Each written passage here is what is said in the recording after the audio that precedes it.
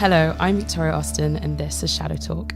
In this episode, we focus on purple teaming, a security assessment that combines both blue teaming and red teaming. In the information security industry, red team and blue team are very well-established concepts, but more recently, a new and arguably more collaborative process has emerged, purple teaming. So joining me today to discuss this concept is Eliza May Austin, CEO and co-founder of that security company, as well as Richard Gold, Director of Security Engineering at Digital Shadows, and James Chappell, co-founder and Chief Innovation Officer at Digital Shadows. So hello, everyone, and welcome. Hi. How is everyone doing? Hello. Peachy. All going very well, thank you. Great. Well, Rich, I'll start off with you. You lead the purple teaming exercises at Digital Shadows. So what draws you to purple teaming? Purple teaming is pretty interesting as it allows you to really get into the guts of how your organization responds to actual attacks. I think very often it's the case that enact defenses without really understanding what you're protecting against.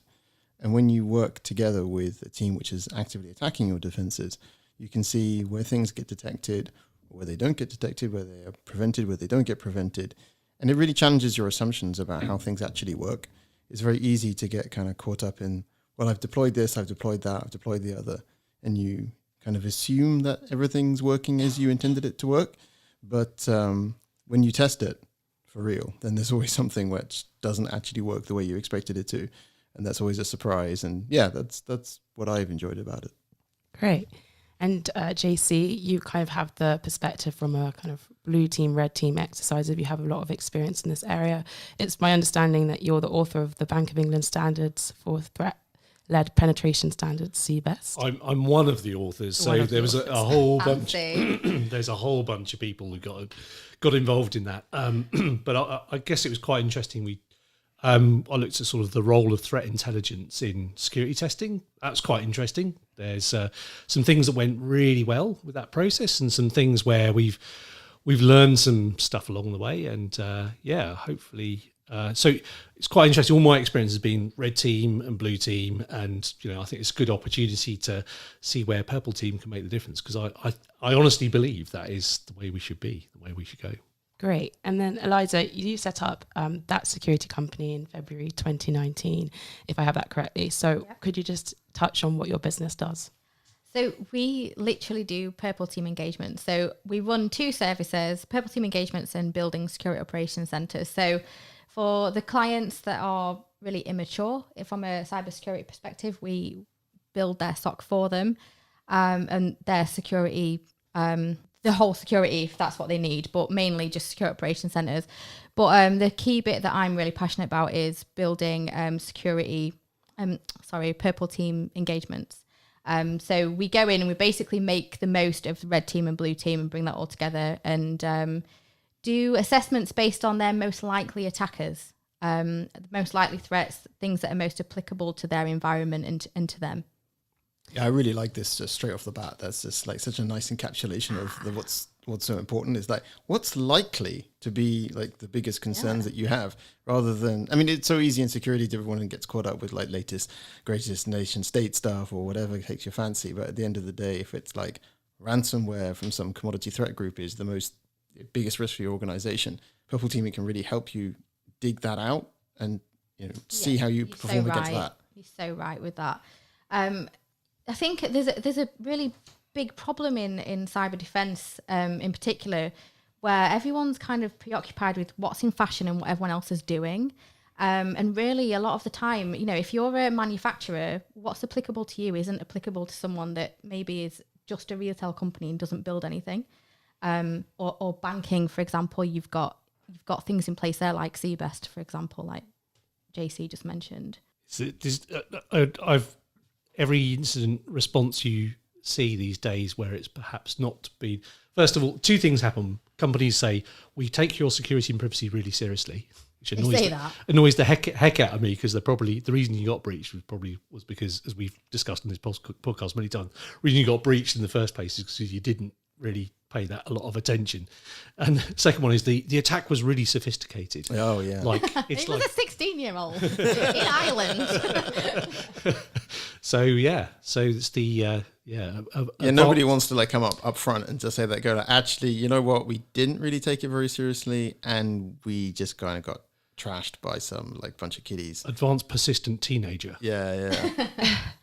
Well, don't you think that that's quite an interesting paradigm, that there's, a lot of people will say, oh, script kid is this, script kid is that. But then as soon as they're compromised, they'll say it was an advanced attacker, because they've had no respect for what the script kiddies are doing. Do you know what I'm saying? Well, tooling advances, right? And there is some really, really nifty security tooling out there. And even in the hands of someone who's moderately unskilled. But I think in most cases, it's usually that people didn't pay attention to the basics, or the fundamental pieces. Just, we've seen it so many times with every breach. It's they didn't patch, there was misconfigurations, the person who was supposed to be on call had the wrong phone number in the rotor, and all this kind of things. Yeah. It's that accumulation of very small mistakes or oversights that just build up into this huge, garbage fire. And so what kind of role does red teaming play in relation to blue team and red team? I think we've touched on all the teams, but how do we kind of make them collaborate? I think that purple kind of brings out the best in blue and red. So a lot of the time we can work in environments where the day-to-day job of a red team and a blue team is gamified, which I think has proven itself not to work. And I think that purple team sort of kind of just highlights the fact that we're all working for the same company, right? Whether you're an external third-party provider or you're internal, we're all working for the same company. The end goal is to make the company, the infrastructure more secure, the processes work better. And purple teaming kind of gets you all in a room together. What we do at that security company is we will have me or my colleague or someone else that we bring in if we've got too much on, as the sort of purple team lead, and then we'll have a red team and a blue teamer, whether they're internal or external or not, it doesn't really matter. And we'll work through a scenario and a template that we've built specific to that company. And I think basically as a purple team, you're just acting as the glue to what should already exist. So if you are a company that only has, you have an internal red team, or you just have a SOC, or you don't really have both, or you have one or the other, you've got half of what you need, in my opinion. And purple teaming is basically coming in and saying, let's actually make this work and make this work for you. That's really interesting. So I've seen a lot of red team, blue team engagements where the blue team, so the red team does their bit and then they throw a bunch of stuff over the wall. And then the blue team picks it up and then sort of, we could have spotted that bit there and we didn't. And there's some broken controls, and it's done in a very staged way. So you have the attack bit and then the defense sort of wash up. And for me, that was sort of, I got a bit frustrated with that. So what you've just described is much nicer, because you're also saying, well, you're doing it all at the same time. Yeah. You're comparing notes.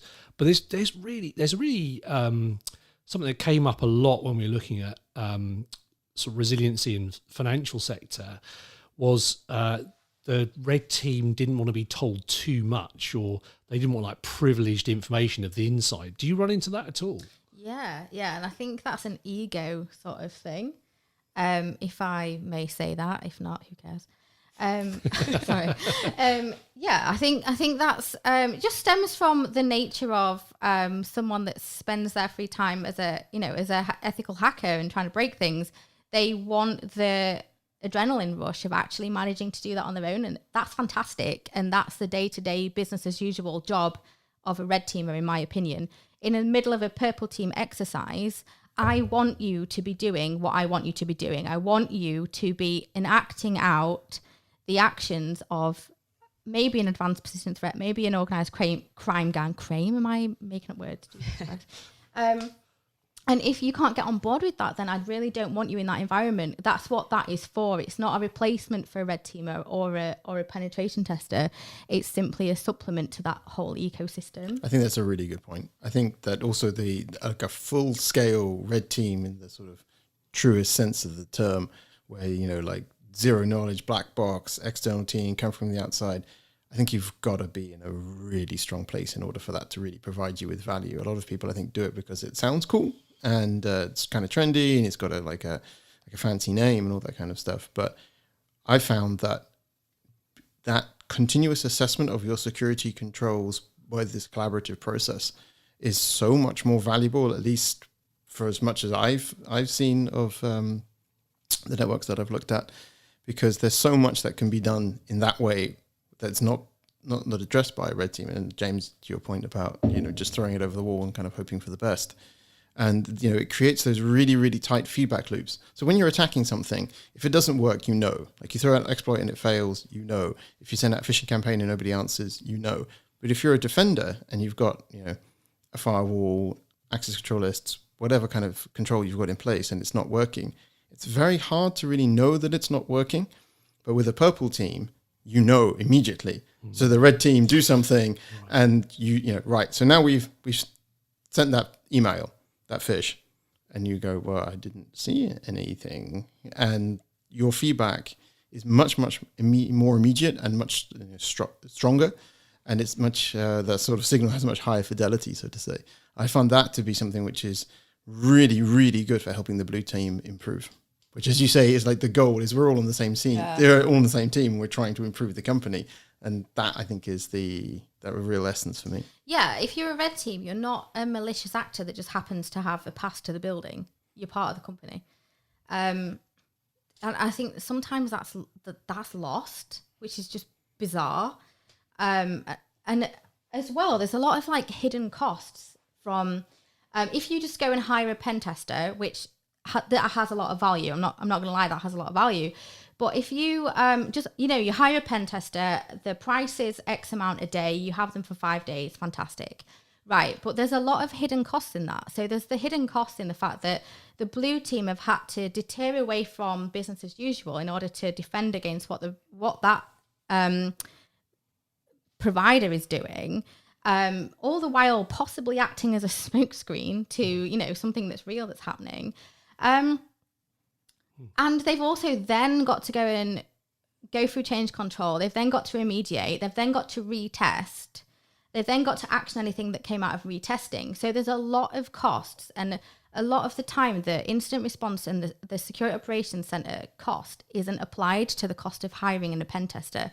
If you have purple teaming, all that is accounted for. So it might the expense might be a little bit more, but at least you know where you stand. That's a really good point. You're sort of saying it's much more sincere. Really, you're sincerely testing. Yeah. You're not trying to do a test and get the highest score. You're trying to be more secure at the end of it. That's the goal. So yeah. I think that's the appeal. And I think it's easier to get that with purple teaming than with sort of the classic red team, blue team. I think you can do that. Absolutely. Of course you can. But I think that's much harder to achieve and is much harder to achieve for most organizations. Whereas this, setup that you just described, Eliza, is that gives you maximum value straight off the bat. Even if it's not, and that's what I like is you can do it even with something really simple, just by saying, we're just going to run this test, and then does it work? And if it doesn't work, or you get caught, you don't get caught, that knowledge is so valuable. It comes down to who's doing the testing a little bit though, right? So if you I don't know, say I'm a fictitious, I'm James Chappell Financial Organisation, and I've got I've got a regulator coming to talk to me about my security, and I know I'm going to get tested. They said, right, we're going to test you, and I'm like, oh, holy cow, I've got to pass this test. This is really important. If I don't, I'm going to be in deep water. So. And that kind of sets you up in a slightly different sort of situation than you might do as if it was the IT department testing the IT department, because you've got aligned interests if you're two people in the IT department. Whereas if you're a regulator and an IT team, you're probably not as aligned. So could you still... more adversarial. It's a slightly more adversarial relationship. So could you still purple team in that situation? Well... I mean, I don't think I'd really apply purple team into that sort of situation. So if you're talking about a CBEST scenario where certain criteria are met based on a known time of the year or whatever, and you're gonna go and do that, I think purple teaming more applies to you. It's intelligence led. Yeah. So, well, no, I mean, like, it's an intelligence-led adversary emulation. So if I know that I've got 3 most likely attackers, which are X, Y, Z, I know that their TTPs are this, I know that they're aiming for this in my company, therefore I'm going to enact all of these different scenarios from the inside outwards. I think that's a completely different thing. I mean, I'm not sure. Maybe I just understand you wrong. No. I think, no, I'm not. So CBEST wasn't a purple teaming exercise. No. Just to be really clear. It was always this was kind of, I was quite interested in purple teaming because I thought there were some opportunities to. Oh, you're so for right. For that to bring that to the process. So what happens, and I'm not talking on behalf of any specific institution here, but you come up with some scenarios. You'd say to the testing team, look, it makes sense to try and align your activities with these scenarios. Quite often the testing team will go, well, we're going to do what we were going to do anyway, because we're going to use phishing, we're going to use a toolkit, we're going to try and get some sort of rat on the system and trying to extract some data. They're like, well, I'm going to do that anyway. So what's the difference between, a less persistent attacker and someone who's got 6 months to spend attacking me? And actually quite often the answer is time and resources, right? So yeah. I think resources are quite an important thing to kind of consider here, because we touched on the fact that some organizations are quite immature. Cost might be something to consider with purple teaming, red teaming. So is purple teaming a cost-effective measure when it comes to an immature organization? So I think it's not very sort of appealing to talk about money, but at the end of the day, if you know what you're spending, you know why, you know where it's going, and you know how long an engagement is going to last. For me, as someone that might go and deploy that in my environment, I would find that more cost-effective, because I don't want to think, oh, I'm going to have to spend another few £1,000s on another pen test next year, or 6 months later, and then a year again, and then another 6 months. At least with this, with my understanding of it, what we do is we go in, we cross-train as we're doing the purple teaming, in the hope that they don't need us anymore. And we've got that slogan on our website, we've done a good job when you don't need us anymore. So we want them to be able to, next year, do their own purple teaming in-house. Brilliant. And not have to go and hire anyone for it. Yeah, and I think that also touches on that. A lot of teams don't have that expertise on both sides, and if you're a red teamer, understanding the blue side makes you a better red teamer. If you're a blue teamer, understanding the red side makes you a better blue teamer. And I think that gets you away from that thing where you're just deploying security controls because it's best practice, rather than understanding I'm deploying this security control because, as you mentioned, like the most likely threat actors, these are their most common TTPs. That's what we want to defend against first, and then you walk down the list of other things. But just having that understanding of what you are protecting and what you're protecting it against, I think purple teaming is so good for helping you get to the heart of that. So is it fair to say there's different definitions of what purple teaming is? Yeah, I suppose so. I mean, I've come across people that will say to me, oh, we don't need your solution, we already have purple teaming. And you're like, oh, great, explain to me what you're doing. And they basically explain a theme. Right. Okay. So we've got everything monitored and we react to it. Okay, that's not purple teaming. That's quite blue, isn't it? It's very blue. Or you get like a very red interpretation of it, that we're testing everything, we're basing those testings on threat intelligence. That's fantastic. What are you doing with that information? Realistically, a lot of the time, it's going in a nice report, sometimes vague because they want to come back next year and they want to do more work for you. And that report's going to the CISO and it's sitting on a drive or it's sitting somewhere, and then eventually the blue team will get round to having access to it and then they'll act on it. This is literally someone from the red team, someone from the blue team, and a purple team sort of person. So yeah, I haven't really come up with a name for the actual purple team person, but maybe we'll just call them that for now on, purple team person. And you'll sort of work with blue, work with red, and then the purple team person will sort of oversee what's happening.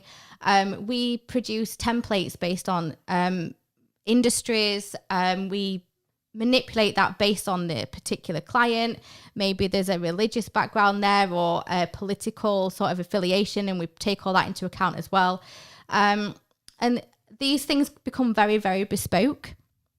And I forgot what the original question was. I'm very sorry. No problem. I think you wrote a blog in August, so just last month, and you described, or you called the blog Purple Team like you're preparing for war. So what kind of key practices or best practices would you that I had so much fun writing that, because it really led me to explore like the strong points and the weaknesses of Churchill and Hitler and various other people. And I genuinely think that we have, if we're thinking about it at worst case scenario, we're in a healthy space. So if we're thinking about how someone can attack us, how someone can take advantage of the things that we've got in place as a function and not as a vulnerability, we're in a good place. And I think you have to deploy that same train of thought to war. So just for example, let's go back to like the Second World War. So I don't want to bore anyone if no one's interested in war history. That's just me. But so Hitler, for example, he created an army that was very dependent on gadgets and transport that was run on oil. So he needed fuel, and he didn't have any. There was none in Germany that he could take advantage of. He didn't account for the fact that Britain would put a blockade in any fuel being delivered to him. So he was left in a really inadequate perspective. He'd put loads of preemptive thought into creating all this ingenuity before the war, and he put like loads of talent was there in creating mechanical machinery. But then when it actually came to the war, he was like, oh crap, like I can't use any of this stuff that I've built. So then it became like a big spiral down sort of scenario for Germany. So there's a lot of things that we have to think of in a very strategic way. So as well as having to think of what we need right now, we have to defend ourselves right now from active threats, and we have to make sure our blue team are trained. We need to make sure our red team are in a position to really mimic what we're going to be facing. We also have to think, what are we going to be facing in 6 months' time? What are we going to be facing in a year's time?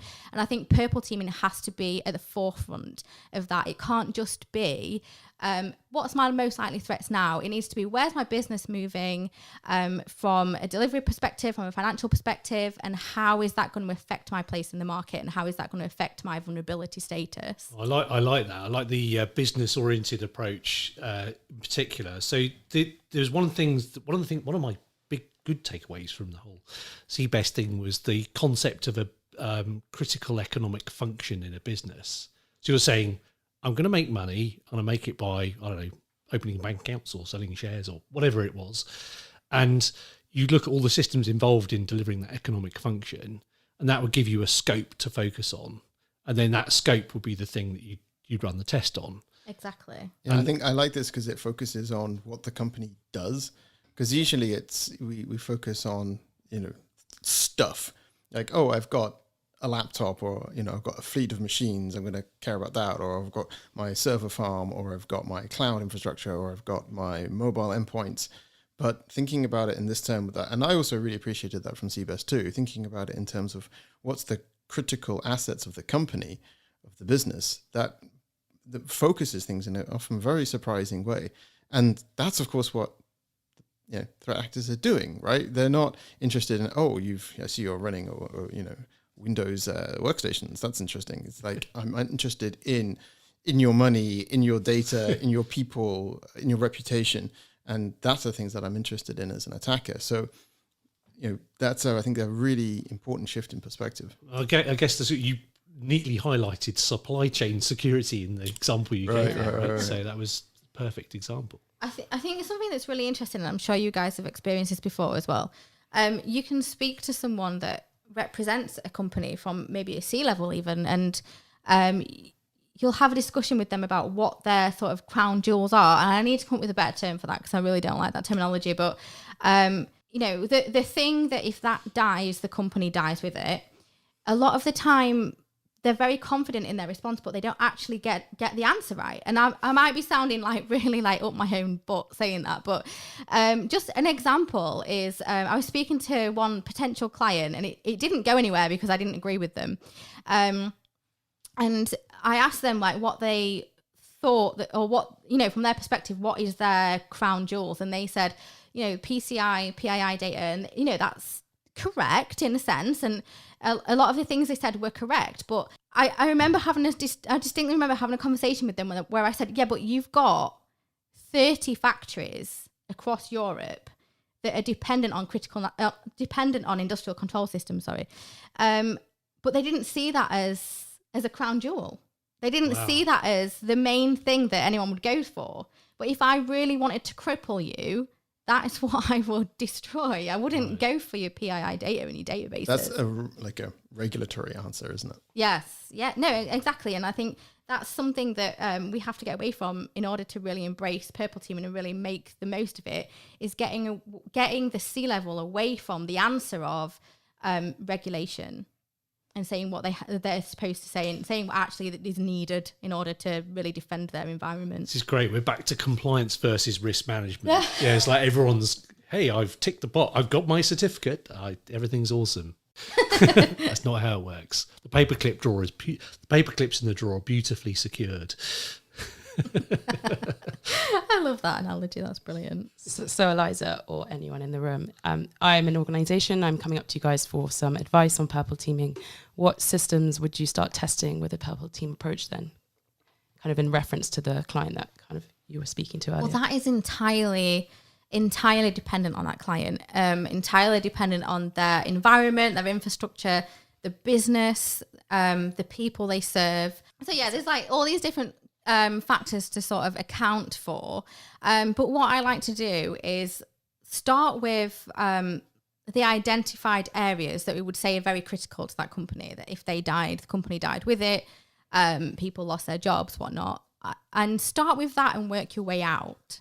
So, if I am on position A, and position A is like the Queen of England, like if you kill her, it's massive. That's really bad analogy. I take that back. That's terrible. I'm really sorry. Sorry, Queen. Like, oh my God. She is a regular listener.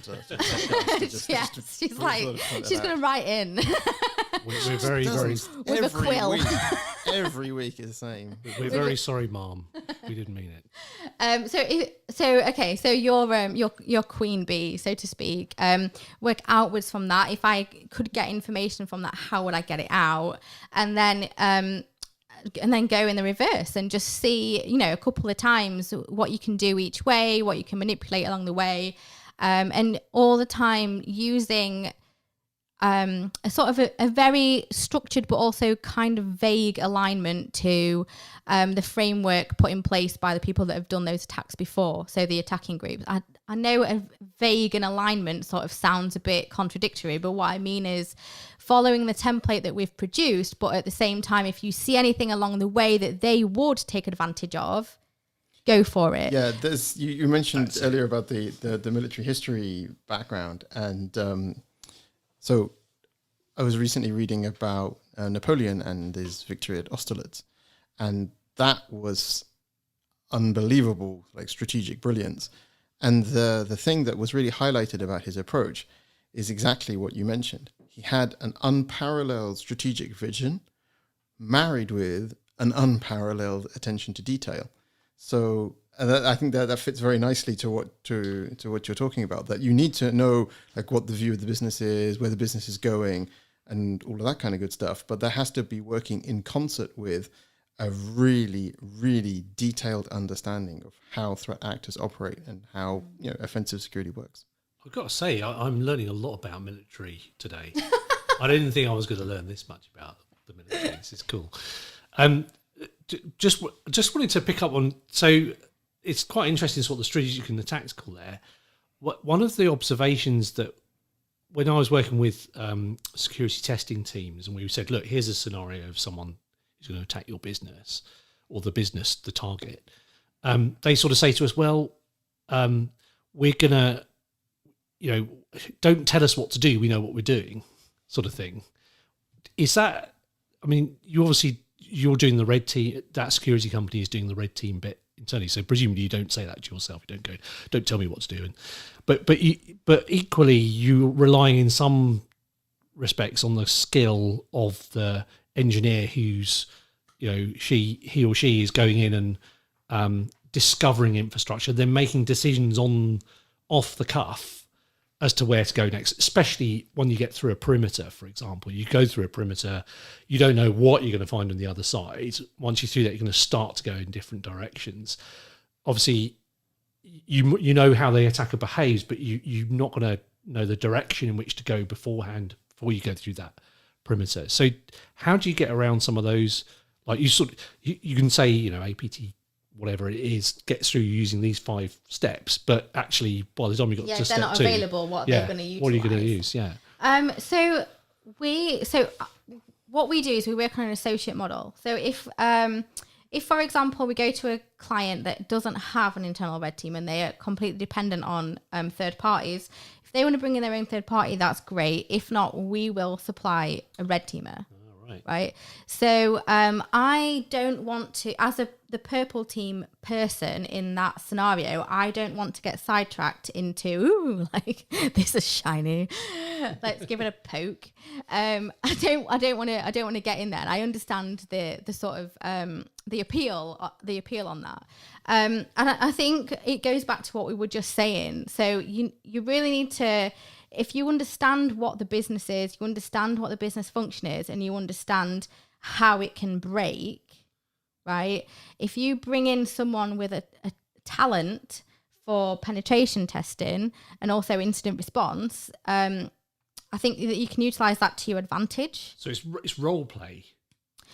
Well, it is in a sense, but at the same time, you are actually doing the deed. You are actually your pen tester is actually. So I'll just give you a little bit of a rundown. So I might say, Viktoria, you're my red teamer, and JC, you're my blue teamer. So I might say, okay, go to section 1.B. So I want you to try and navigate from the box you're on to this box via this method. And then you might say, I can't do that. There's security controls in place. So I'll say to you, JC, okay, did that flag up anything on your controls? And you're like, no. So, okay, we'll stop. And then we need to go and have a look at why that didn't flag up. Okay, is there some use cases or some controls that need altering to be put in place? And then, the next thing might be, okay, I'm on this. I've just dumped some credentials. So I'll say, JC, did you see that? I did, actually. Okay, so there's a misalignment there between someone getting on the box and someone managing to dump credentials, and you've got a bit of a blind spot. So that's what we'll go and work on. Do you know what I'm saying? So by the time we've left, that blind spot is covered. So you're actually, it's just quite interesting because there's a big thing about cadence and timing here. So again, a lot of the things I saw were there's a 4-week engagement. You do this for 4 weeks, then you do this for 4 weeks, and then one thing passes over to the other. And what you're saying is actually it's better to have someone embedded on an ongoing basis on both sides. The dream is to have someone on both sides all the time, permanently informing each other of what's going on. When I was working in the SOC, I would have absolutely loved this. Like if someone came in and said, okay, we're going to do this. I want you to align yourself to this, take this home, read it for a few days, gen up on it if you want, whatever. I would have got training whilst I was working, doing something that really protected the organization that I was working for. I would have been all over that, completely all over that. So you're being given carte blanche to go and tinker with stuff. That's great. Well, I think it definitely upskills internally. And really you don't, obviously I want people to hire that security company to do it, but really you don't. If you're not a very mature company and you don't have a budget, you can do this. You can experiment with this and see if it works for you for free. I wrote a blog post on that as well, and how to sort of experiment with purple teaming and not spend any money. And I genuinely think that it can really make you more mature and iron out some really significant processes really quickly. I completely agree. And having spent 3 or so years doing purple teams now, I just could not imagine doing security any other way. If, I would be parachuted into another organization to do security there, it would definitely be something I would do. I can't imagine not doing it. Without that continuous assessment of your own controls, you're flying blind, really. But IT departments aren't like that, are they? So they're I want to change control note for everything. I want to have a meeting once a week before I could even, admin privileges. No, that has exactly 2 people in the company that get those. And you sort of, it doesn't lend itself naturally. And I'm not saying this is right, but it doesn't lend itself naturally to that. And I'm guessing, Eliza, you're going to have to overcome some of these barriers when you sort of get in there, right? And yeah, I mean, you're absolutely right on that. One of the things that we will say before we even go in somewhere, so the initial meetings is we need to meet with change control, we need to get them on board, and then we'll meet with change control and we'll say like, this is for the benefit of everyone, and we may need to have meetings with you once a week to fast track things through. You can do it. You've just got to sort of know where the hurdles are, and you've to kind of break them down. Get the right people bought in. Yeah, no, yeah, you're right, exactly. And I think that's a wrap. It's been a great conversation. And I think, what are the key takeaways that you'd recommend to our listeners? So I think from my side, the points about security culture, I think were really interesting that Eliza was making about how do you persuade people to actually get on board with this. So as somebody who's fully bought in, I kind of don't often think about how I would actually persuade somebody else as to the benefits. As to me, they're so self-evident because I'm just in the weeds all the time. So that was an interesting thing. And yeah, just from my side, how fundamental it is to assess your security controls with this approach on a regular basis. How about you, JC? I really like the point about economics. So I think everybody imagines you're going to go and get really expensive consultancy come and do this stuff for you. Actually, you can do it very economically. I think that's really cool. And then obviously the big learnings around military history. That was awesome. Thanks, everyone. Learn something new every day.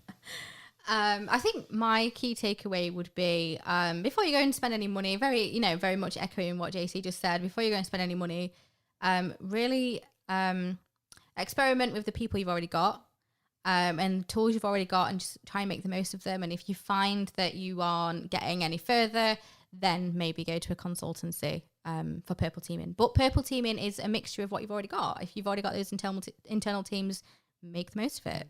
So while you're the CEO and co-founder of that security company, you also wear another hat.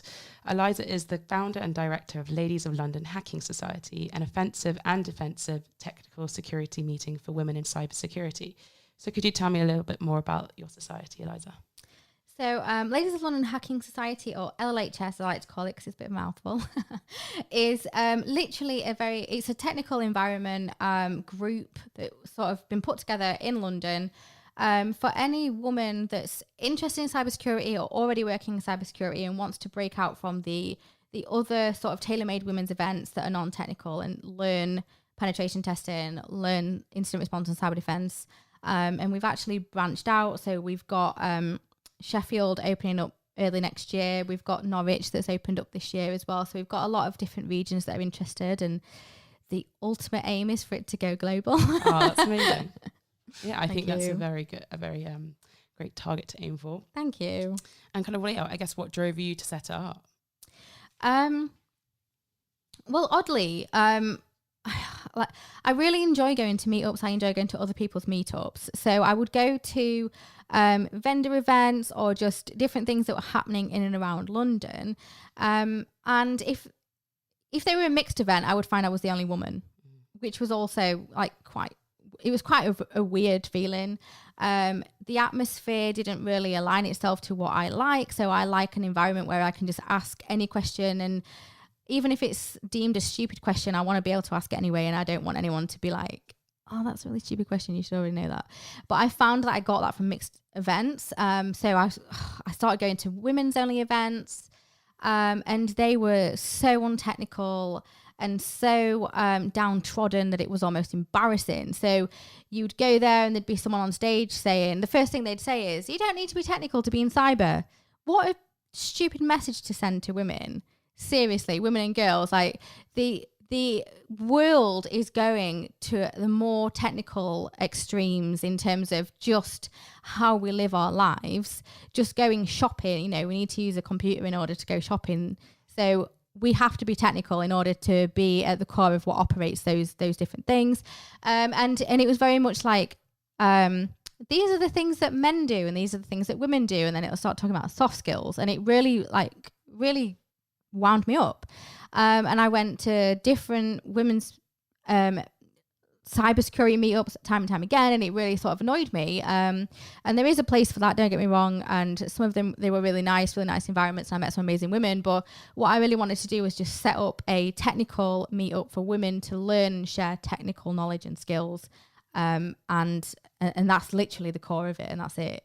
And what are the barriers to entry? So say if I have a non-technical background, but the organization promotes technical skills, or it wants to increase people's technical skills, how do you approach that to someone who's not so technical? So I'd be better off just describing like what we do. So like if someone turns up, they have like a 15-minute brief lecture on what we're doing that month. So let's say that we're doing weaponization. So we're learning how to weaponize code.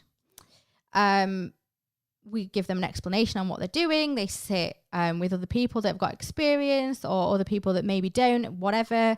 And they just do a follow along step by step. Me or someone that I've put in place will stand on stage, plug in on a big screen and go, okay, literally type this, literally click this button, and explain why I'm doing each thing at each single stage. And they'll learn as they go along. They get support from a company called Immersive Labs, where they can go home and they can like redo all of those labs in their own time.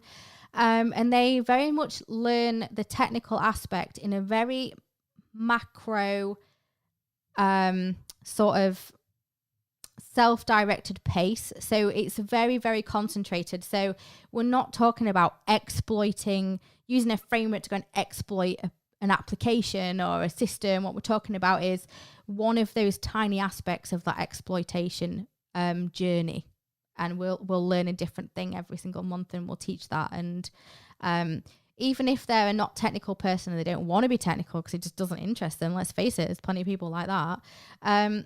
They can better align themselves to having a conversation with technical people. So we get a lot of women that are in sales or recruitment that will come along because they just want to be able to have better conversations and understand the industry that they work in a bit better, but they really enjoy the job that they're in and they don't want to move from it, and that's totally fine. Our industry hasn't done very well when it comes to gender diversity, or indeed in other types of diversity. This seems like a great way of kind of encouraging better participation. Are there other initiatives that you found doing similarly good work?